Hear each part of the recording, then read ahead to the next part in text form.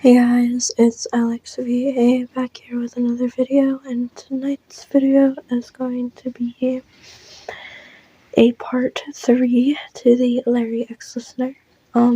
So a little trigger warning. You guys are actually probably going to get hit in this one, by your stepdad, and yeah, but anyways, we're gonna kind of fast forward. So you and Larry hung out for a bit, you guys, smoke some weed, listen to some rock, and you come home to find your mom wasn't home yet. She was probably working like a late shift or something. And you notice that your stepdad was still home, and you're like, he probably called in because he was fucking drunk. And you walk in expecting him to be asleep. It was about, we'll say, 8 o'clock. Your curfew is still around 7. And you walk in and see that he's fully awake on the couch. And he looks at you with a fresh beer bottle in his hand, and he's like, where the fuck have you been? Like, why are you out and stuff? And you just, you tell him, like, you were out with a friend and you were having some fun. And he's like, yeah, what, a guy friend? I know who you've been hanging out with, that Larry guy from your school. You're like, what? And he's like, I've seen you hang out with him. And, like, he starts calling you, like, all of these, like, cuss words. Like, he starts calling you a whore and saying, like, are you sleeping with him? Like, you little slut and shit like that. And you're like, no, it's nothing like that. We're just friends. And he comes up to you and he grabs your face and he's like, no one can take you from me. You are mine. And he hits you over the head with a beer bottle. You fall to the ground as the side of your head from the piece of glass. Cuts you and you start to bleed, and you touch up and you move your hand up and you feel it. And you see that you're bleeding, and obviously your mom's working the night shift, so she's not going to be home. So you grab, like, a piece of glass that was near you, and you chuck it at him, it hitting, like, his shoulder, which ends up making his shoulder bleed. And, you're, like, fighting him off and stuff, and he's trying to get on top of you, and you're like, no, dude, get the fuck off of me, what the hell is wrong with you? And somehow you manage to get him off of you, and you, like, grab your backpack, which you dropped when he, like, grabbed your face, and you ran out of the house. Like, you ran crying, your head was, like, bleeding all over the place, like, you could barely see from all the tears coming into your eyes and the blood dripping into your eyes, as, like, that part became, like, half of your vision became, like, blood red as you were running, and you finally, like, stopped in a back alleyway, and you kind of, like, ran over to like, these 2 pairs of trash cans, and you just sat there and you huddled yourself up trying to, like, find whatever you could in your backpack to help, like, patch it up, and, like, rubbing your eye hoping to get the rest of the blood out. And you finally found some tissues, and, like, you wiped off the blood, or as much as you could find or get, and you, like, put the tissue up and you held it there hoping that maybe it'll, like, somewhat stop the bleeding, when you heard a car pull up and a voice yell, hey, is someone back there? I thought I heard crying. You recognized the voice. It was Lisa. Lisa must have been coming back from buying some groceries or something, because when you were over at Larry's, she wasn't there, or she was probably out doing something. But there she was, in her car, pulled over, yelling towards someone that she didn't even know if they were there, if she was imagining it. You didn't want to walk out in your state, but you couldn't stay here all night and then hope that your mom would find you the next morning in a condition like this, and you'd have to lie saying that you fell or you were running and, like, something hit your head and you just were knocked out there. So you showed yourself, and it took Lisa a little bit to realize who you were, but once she did, she got out of her car and ran up to you, quickly grabbing your arm or your hand to move the cloth away from your face to see a huge, jagged cut along your forehead on the side, and she told you to hop in her car and she would take you back to her place. So she led you to the car and put you in the passenger seat and took you back to her place. And she sat you down on the couch, like quickly, frantically around, trying to find the first aid kit, which she couldn't. So she just bursted into Larry's room asking where the first aid kit was, and he's like, why? Why the fuck do you need it? And she was like, listeners out here, they're bleeding really badly, like they need that now. And he like looked at her and was like, wait, listener, they just left. And she's like, yeah, I know, but we need this now. So Larry comes running out and sees you on the couch, like the blood is now dripping from your gash.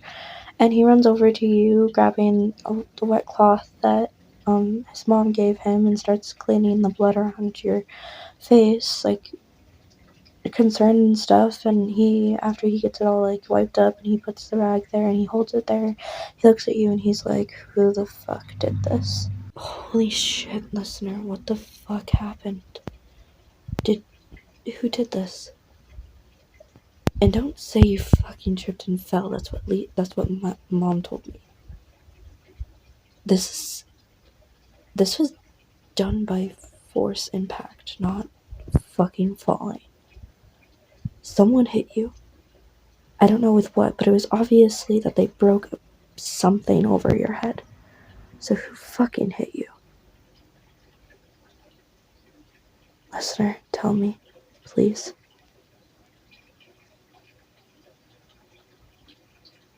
Your stepdad?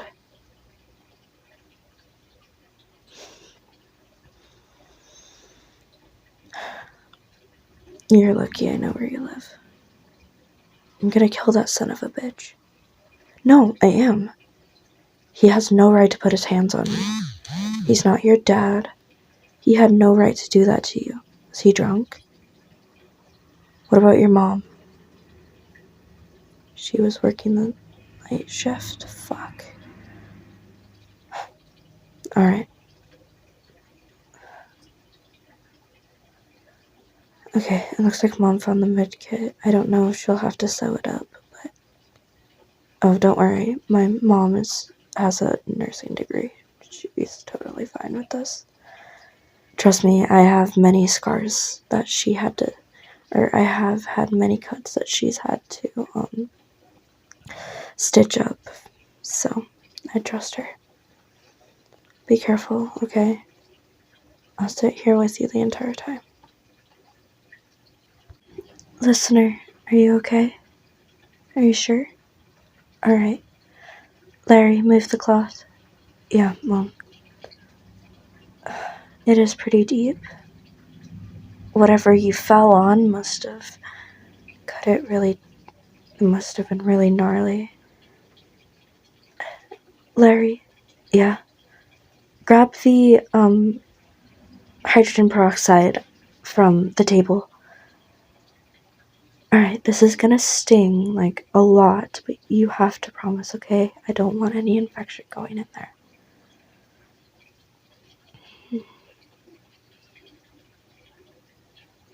Okay. Alright. Now, it looks really deep, so we're gonna have to sew it up, okay? Do you want something to, like, hold or bite on? Mom, I can hold their hand. Alright, Larry. This will only take a few minutes. I just need you to sit back and relax, and if it starts to hurt, just squeeze Larry's hand, okay? Alright. Larry grabbed your hand as his mom started to get to work on your head. Warm, salty tears fell from your face, but not from the pain of the sewing needle going in and out of your skin, but from what your stepdad would have done if you stayed there, if you wouldn't have fought back. The sewing didn't take as long as you expected it to. It went by in a flash, and soon Lisa said that she was done and put a thing on it to keep the stitches in place until she was ready to take them out. Larry looked at you, still holding your hand, not letting go of it, until he finally realized that he was still holding it and let you go. He got up from the chair and went over to his mom, where they started talking for a bit. Hey, Mom. Yeah, Larry? Do you think listener could stay the night tonight? I don't know, it'd be up to their mom. Well, with their whole head injury, they might not be safe walking home. Yes, I know, Larry. I took 8 years in medical school. I know. So, it's fine with me as long as it's fine with listener's mom. I'll get a hold of her. She's probably working the night shift tonight, so I'll call the hospital and see if she's available, and if she is, I'll tell her that listener is staying here. Thanks, Mom. Yeah, of course, Larry. Anyways, you might want to go get listener situated in your room. It's about time you go to bed. You still have school in the morning. Alright, I'll go get them ready. Alright, I'll call their mom and let them know, okay? Alright. Okay, just gotta call home.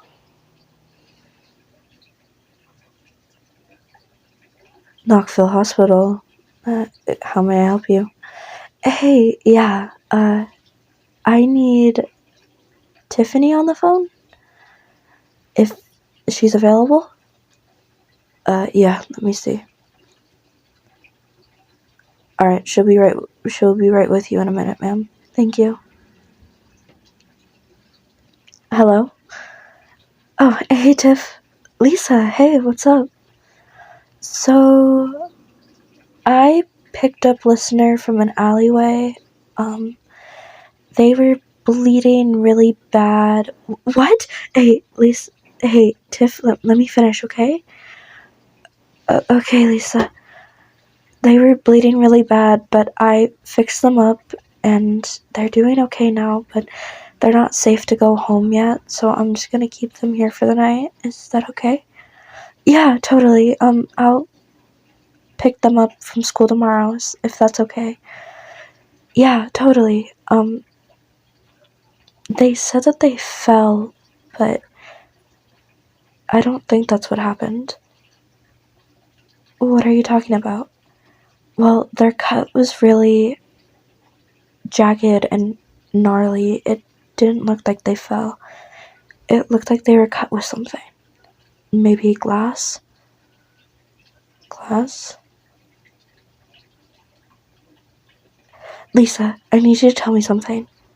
Yeah, what's up, Tiff? Did they smell like alcohol when they came to your house? I mean, yeah, a bit.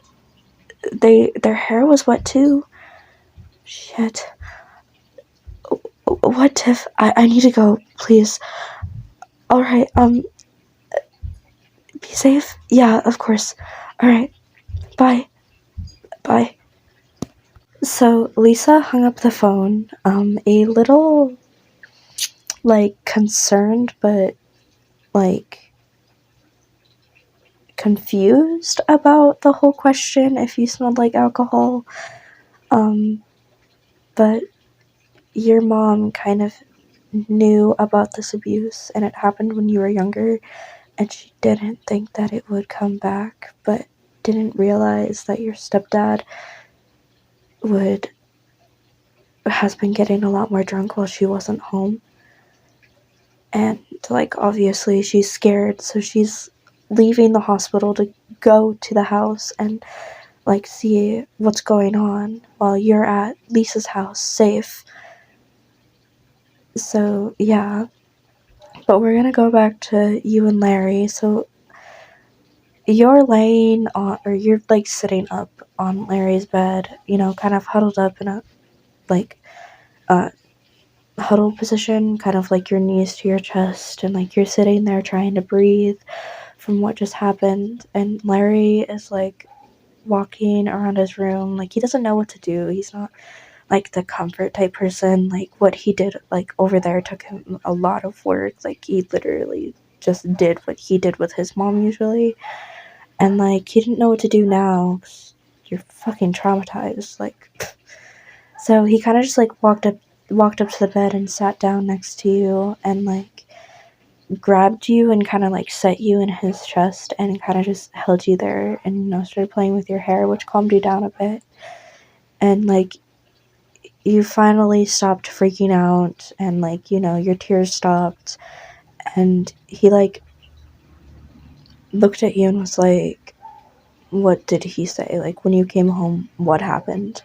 So you kind of like started explaining to him that you came home past your curfew again, and he got pissed and walked up to you, and you told him that you were hanging out with a friend, and you didn't specify that it was Larry, that it was him, and that basically he knew that you guys were hanging out and thought that you guys were sleeping together, and started calling you names like a slut and a whore and all of these other things.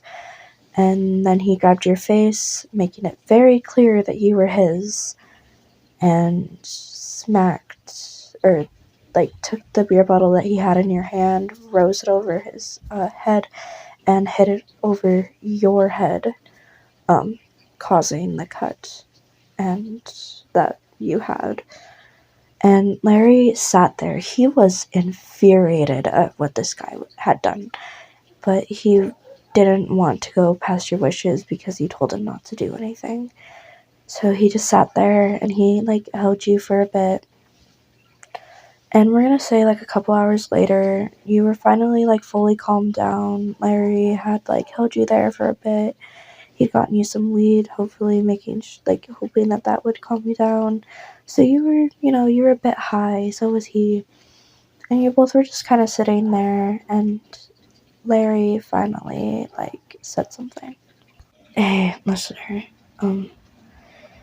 so this might not be the best time to say this, but um I I really like you. Um I thought like the first time we met I would absolutely hate you and not want to be around you, but the more I hang out with you, the more I see that you're really cool and you're really attractive and you're super sweet, and even when people aren't nice to you, you still stop them from being hurt yourself.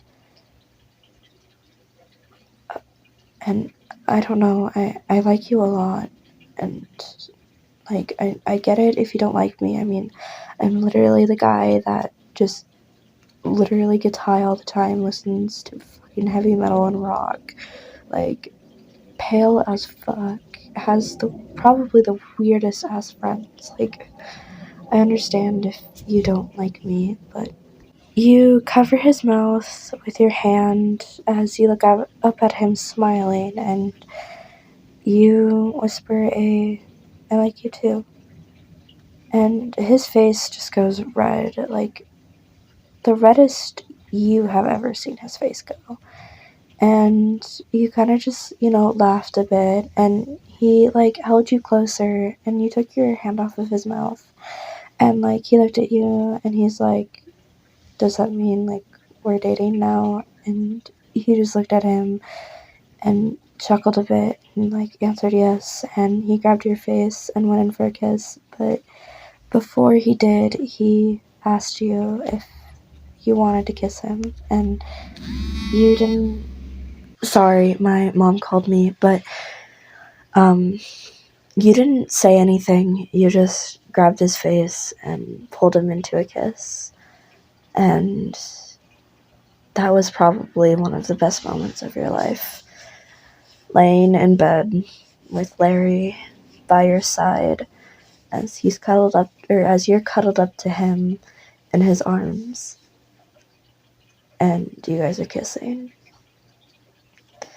You didn't want that moment to end, but of course, people must breathe air, and after about 10 seconds, you guys broke away from each other, and you both smiled at each other as he grabbed your face and pulled you into another one. After about another 10 seconds, you guys pulled away again, laughing, as Larry got comfortable and said that it was probably best if you guys went to bed. You said yes as you got comfortable on his chest, laid down listening to his heartbeat, and fell asleep. And that's gonna be the end. I hope you guys enjoyed. I might make a part 4, but yeah, so it sounds like your mom and your stepdad might be getting a divorce because, like, child abuse. But, yeah, so, yes, there was a lot in this. I'm so glad that I put at least a trigger warning in the front, but I didn't put all of them. So that way, I said that you guys would be getting hit, so of course there was probably going to be, like, you probably thought, like, oh, like, hitting, like, you might get bruised, or, because of what your stepdad has done to you in the past, there might be some blood. I'm sorry, but, yeah, that's what I came up with tonight, so, yeah, I hope you guys enjoyed, and I hope you guys have an awesome rest of your morning, day, or night. Bye-bye.